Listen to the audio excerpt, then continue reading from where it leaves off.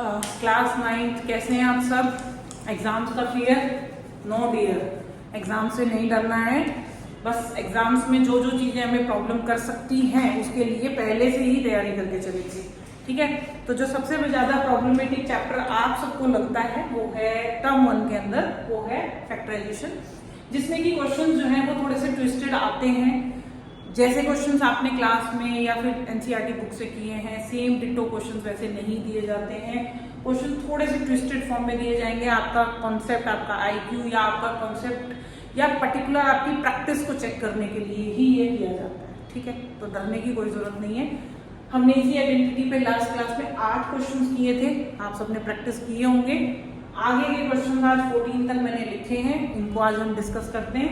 Identity same रहेगी। Question start करते हैं।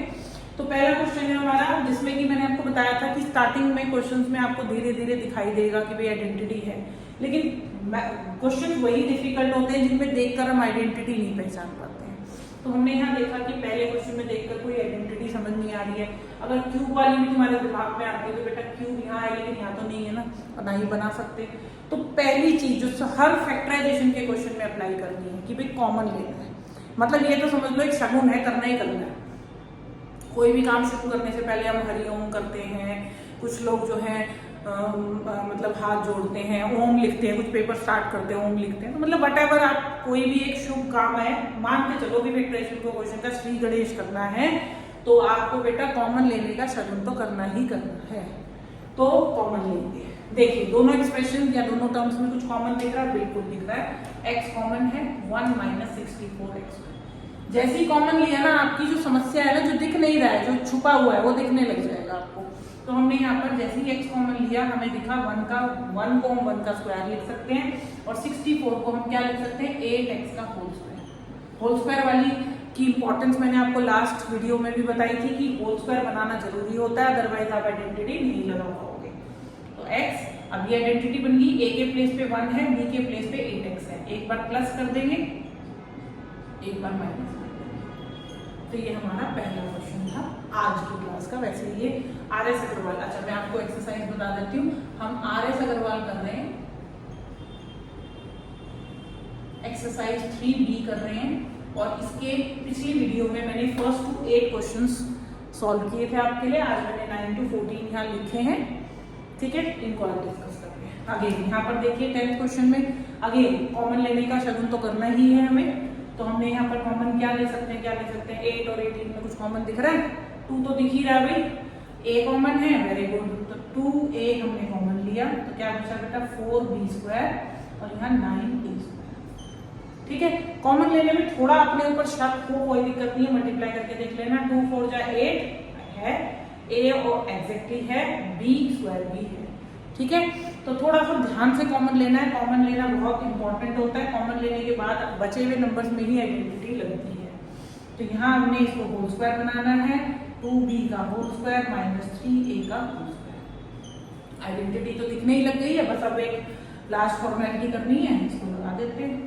एक बार प्लस करेंगे, एक बार माइनस करेंगे, ठीक है। तो ये हो गया आपकी फैक्टराइजेशन। अगर आपसे फैक्टर्स की पूछी जाए तो ये 2a पहला फैक्टर है, दूसरा फैक्टर ये ब्रैकेट है, तीसरा फैक्टर ये ब्रैकेट है, ठीक है। इसमें भी वही क्या करना है, कॉमन लेने का शगुन तो करना ही करना है। कभी कभी कॉमन नहीं आता है, लेकिन वो काम करना जरूर है, आपको कोशिश जरूर करनी है। जब आप श्योर हो जाओ कि भाई कॉमन तो कुछ नहीं आ रहा है, तो उस केस में फिर आप आगे बढ़ सकते हो, ठीक है।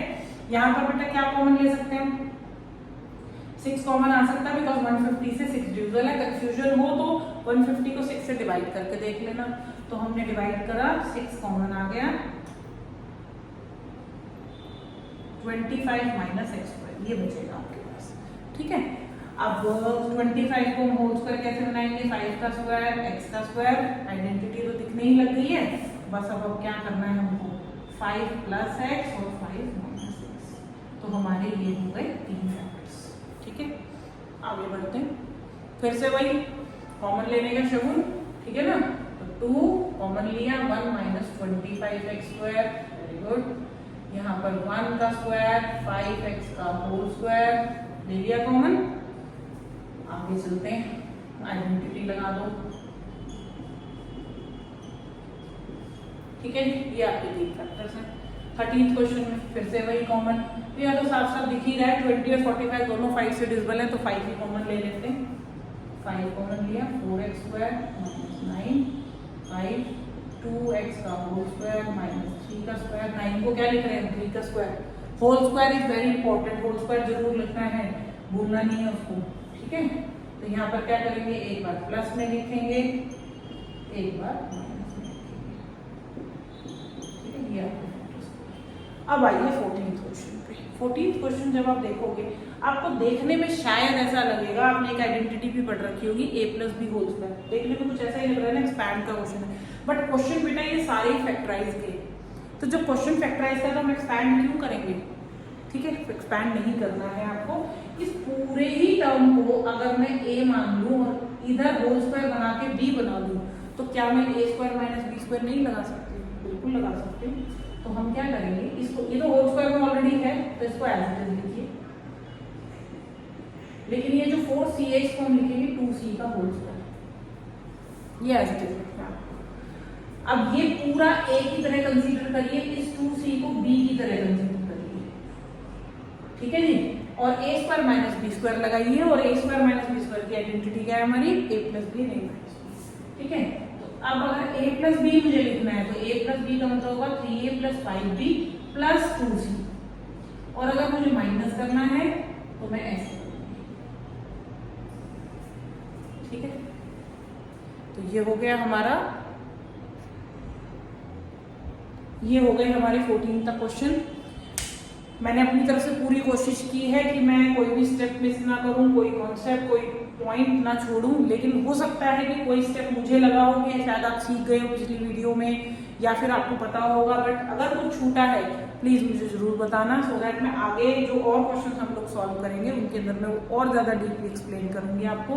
और इन्हीं 8 क्वेश्चन आगे 1 2 3 4 5 6, आज हमने 6 क्वेश्चन किए, इनको प्रैक्टिस करना है आपने।